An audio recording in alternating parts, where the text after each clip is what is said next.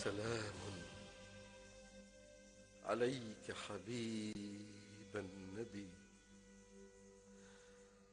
وبرعمه طبت من برعمي.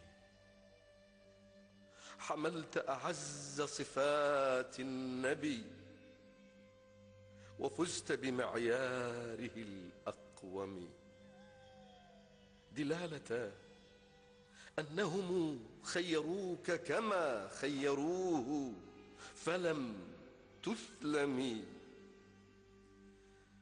بل اخترت موتك صلت الجبين ولم